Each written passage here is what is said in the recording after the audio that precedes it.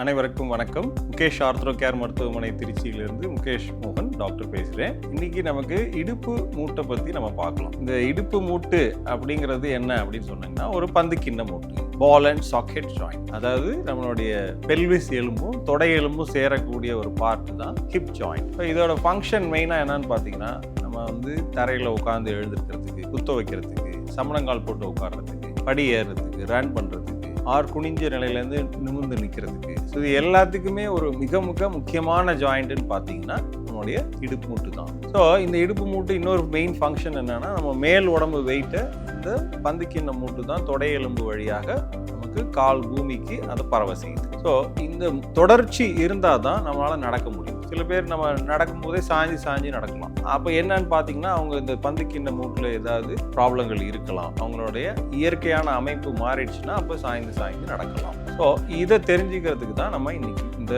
காணொலியை பார்க்கலாம். ஹிப் ஜாயிண்டோட அனாட்டமின்னு பார்த்தோம்னா, ஒரு பந்துக்கிண்ண மூட்டுன்னு சொல்லியிருக்கிறேன். அந்த பால் அண்ட் சாக்கெட், அந்த சாக்கெட்டோட மெடிக்கல் நேம் பார்த்தீங்கன்னா அசிட்டாபுலம் அப்படின்னு சொல்லுவோம். ஒரு கப் மாதிரி இருக்கும். அந்த கப்பில் அந்த தை போன், ஃபீமரோட தலைப்பகுதி, ஹெட்னு சொல்லுவோம். அந்த ஹெட் போய் அது ஆர்டிகுலேட் பண்ணும். ஸோ ஒரு கப்புக்குள்ள ஒரு பால் உள்ள போய் அதை ரொட்டேட் ஆகிறது தான் இந்த பால் அண்ட் சாக்கெட் ஜாயிண்ட். அந்த பாலையும் தொடை எலும்பையும் கனெக்ட் பண்ற ஒரு ஸ்டெம் மாதிரி போர்ஷனுக்கு பேர் தான் நெக் ஆஃப் த ஃபீமர் அப்படின்னு சொல்லுவோம். இப்போ காமனா நமக்கு இந்த ஹிப் ஜாயிண்டை சுற்றி என்னென்ன ப்ராப்ளம் வரலாம் அப்படின்னு பார்த்தீங்கன்னா, சிறு வயசுக்காரங்களா இருக்கட்டும், ஆர்த்ரைட்டிஸால சஃபர் பண்றவங்களுக்கு அந்த மூட்டோட முனையில் இருக்கிற கார்ட்லேஜ் அதுல டேமேஜ் ஆகலாம். அது பேர் ஹிப் ஆர்த்ரைட்டிஸ் அப்படின்னு நம்ம சொல்றோம். ஆனால் வயசானவங்களுக்கு ஹிப் ஜாயிண்ட் ரிலேட்டடா என்ன ப்ராப்ளம் வரலன்னா, very commonly we see fractures, எலும்பு முறிவுகள் நடக்குது. ஸோ நம்ம உடம்புலேயே ஸ்ட்ராங்கஸ்ட் போன் எதுன்னு பார்த்தீங்கன்னா நம்ம தொடை எலும்பு தான். ஸோ அப்போ ஒரு மேஜர் ஆக்சிடென்ட்ஸில் அந்த எலும்பு உடையக்கூடிய அளவுக்கு அது தாங்கக்கூடிய ஃபோர்ஸை